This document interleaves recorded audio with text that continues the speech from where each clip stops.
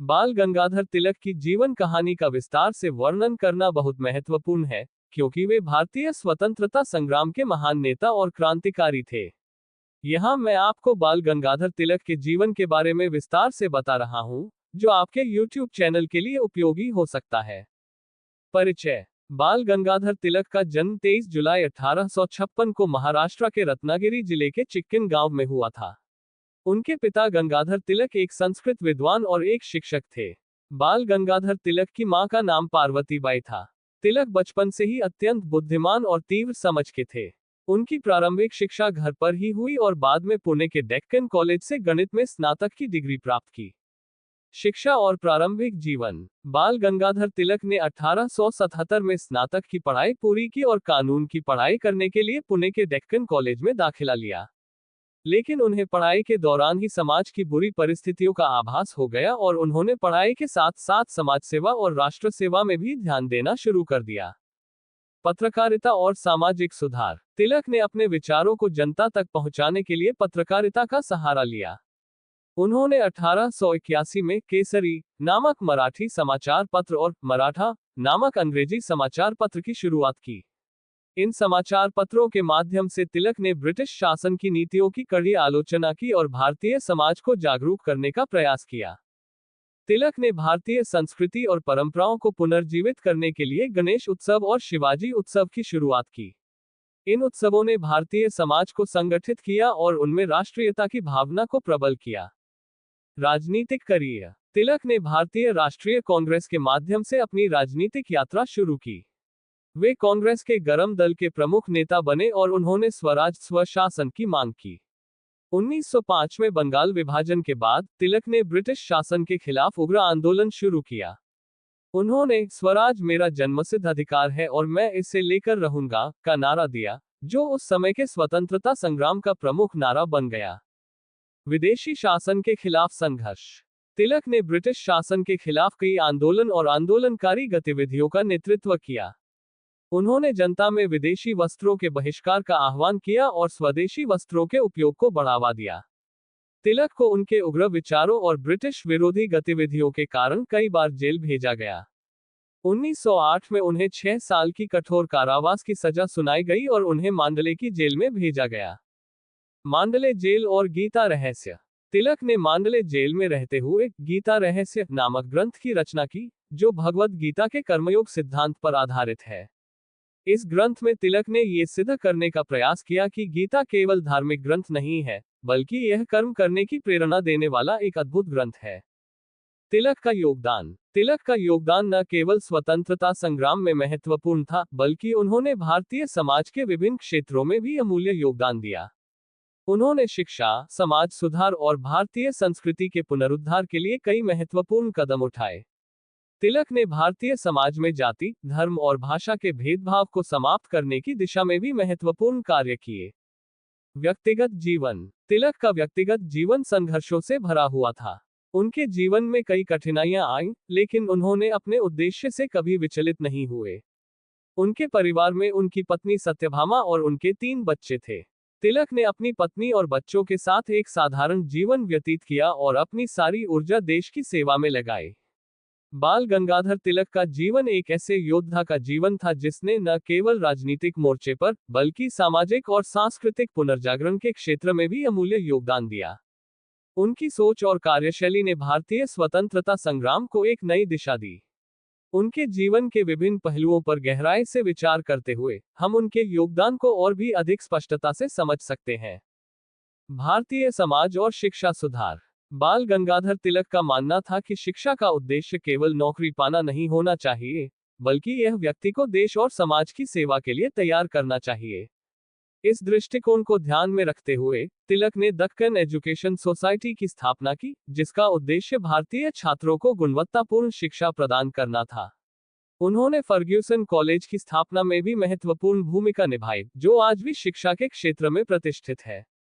तिलक का ये भी मानना था कि भारतीय समाज में व्याप्त अंधविश्वास, जाति प्रथा और धार्मिक कट्टरता को समाप्त करना आवश्यक है। उन्होंने लोगों को जागरूक करने के लिए विभिन्न सामाजिक आंदोलनों का नेतृत्व किया। तिलक ने महिलाओं की शिक्षा और उनके अधिकारों के लिए भी आवाज उठाई। उन्होंने विधवा विवाह का समर्थन किया और बाल विवाह के खिलाफ अभियान चलाया। तिलक और कांग्रेस। भारतीय राष्ट्रीय कांग्रेस के प्रारंभिक दिनों में पार्टी के भीतर नरमपंथी और गरमपंथी के रूप में दो प्रमुख धड़े थे। नरमपंथी नेता जैसे गोपाल कृष्ण गोखले ब्रिटिश शासन के साथ सहयोग करने और सुधार की नीति में विश्वास करते थे, जबकि तिलक और उनके समर्थक गरमपंथी नेता सीधे संघर्ष और स्वराज की मांग में विश्वास करते थे। 1907 में सूरत कांग्रेस में नरमपंथी और गरमपंथी के बीच गंभीर मतभेद उत्पन्न हुए, जिसके परिणामस्वरूप पार्टी विभाजित हो गई। तिलक के नेतृत्व में गरमपंथी धड़े ने सीधे संघर्ष का मार्ग अपनाया। तिलक ने लोगों को ब्रिटिश सरकार के खिलाफ आंदोलन के लिए प्रेरित किया और स्वदेशी आंदोलन को प्रोत्साहित किया। तिलक और स्वदेशी आंदोलन। स्वदेशी आंदोलन तिलक के जीवन का एक महत्वपूर्ण हिस्सा था। उन्होंने भारतीय जनता से विदेशी वस्त्रों का बहिष्कार करने और स्वदेशी वस्त्रों को अपनाने का आह्वान किया। तिलक का मानना था कि स्वदेशी वस्त्रों के उपयोग से न केवल भारतीय उद्योग को बढ़ावा मिलेगा, बल्कि इससे ब्रिटिश शासन की आर्थिक शक्ति को भी कमजोर किया जा सकेगा। स्वदेशी आंदोलन के माध्यम से तिलक ने भारतीय समाज में एक नई जागरूकता और आत्मनिर्भरता की भावना को जन्म दिया। तिलक ने भारतीय जनता को समझाया कि अगर हमें स्वतंत्रता प्राप्त करनी है, तो हमें अपनी आर्थिक स्वतंत्रता को भी सुनिश्चित करना होगा। तिलक का धार्मिक और सांस्कृतिक दृष्टिकोण। तिलक ने भारतीय संस्कृति और धार्मिक परंपराओं को पुनर्जीवित करने के लिए कई प्रयास किए। उन्होंने गणेश उत्सव और शिवाजी उत्सव की शुरुआत की, जो आज भी महाराष्ट्र और अन्य क्षेत्रों में बड़े धूमधाम से मनाए जाते हैं।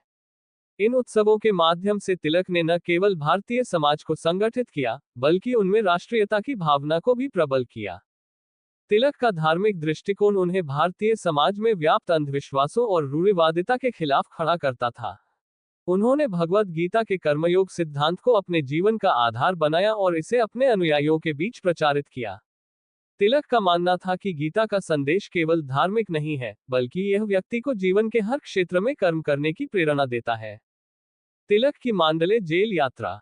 1908 में तिलक को ब्रिटिश सरकार ने राजद्रोह के आरोप में गिरफ्तार किया और उन्हें मांडले की जेल भेज दिया। तिलक ने जेल में 6 साल का कठोर कारावास सहा, लेकिन उन्होंने अपने उद्देश्य से कभी समझौता नहीं किया। मांडले जेल में रहते हुए उन्होंने गीता रहस्य नामक ग्रंथ की रचना की, जो उनके जीवन का सबसे महत्वपूर्ण साहित्यिक योगदान माना जाता है। गीता रहस्य में तिलक ने गीता के कर्मयोग सिद्धांत की विस्तृत व्याख्या की और इसे जीवन के हर क्षेत्र में लागू करने की आवश्यकता पर जोर दिया। इस ग्रंथ में तिलक ने ये भी बताया कि भारतीय स्वतंत्रता संग्राम में कर्मयोग का क्या महत्व है और कैसे गीता का संदेश हमें स्वतंत्रता की लड़ाई में आगे बढ़ने की प्रेरणा देता है। तिलक की विचारधारा और राष्ट्रवाद।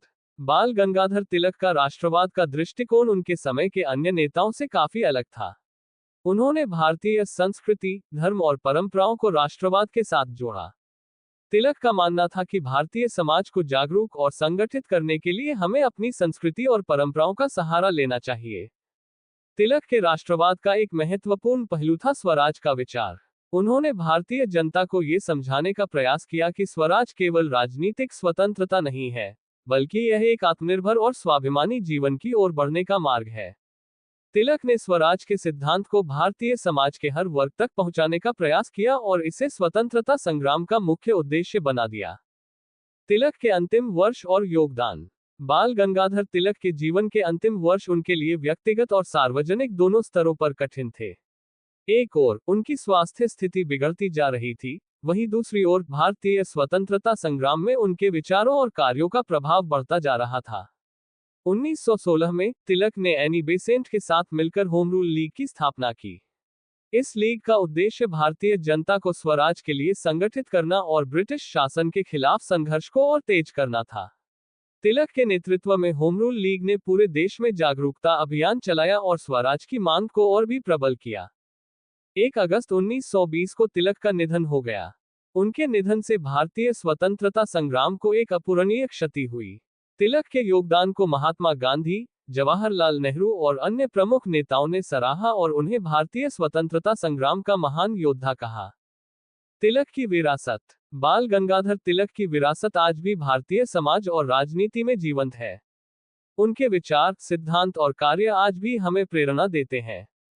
तिलक के द्वारा दिए गए स्वराज, स्वदेशी और राष्ट्रवाद के सिद्धांत आज भी भारतीय समाज के लिए मार्गदर्शक हैं। तिलक का जीवन संघर्षों और त्याग से भरा हुआ था, लेकिन उन्होंने कभी भी अपने उद्देश्य से समझौता नहीं किया। उनके जीवन से हमें ये सीखने को मिलता है कि अगर हमारे पास दृढ़ संकल्प और साहस है, तो हम किसी भी कठिनाई का सामना कर सकते हैं और अपने उद्देश्य को प्राप्त कर सकते हैं। निष्कर्ष, बाल गंगाधर तिलक की जीवन गाथा भारतीय स्वतंत्रता संग्राम के इतिहास का एक अद्वितीय और प्रेरणादायक अध्याय है। उन्होंने अपने साहस, त्याग और दृढ़ता से देश को स्वतंत्रता की राह पर आगे बढ़ाया। तिलक का जीवन हमें ये सिखाता है कि कठिनाइयों के बावजूद हमें अपने उद्देश्य के प्रति सच्चे और निष्ठावान रहना चाहिए। उनके जीवन और कार्यों का प्रभाव आज भी भारतीय समाज पर गहरा है, और वे हमेशा एक प्रेरणा स्रोत बने रहेंगे।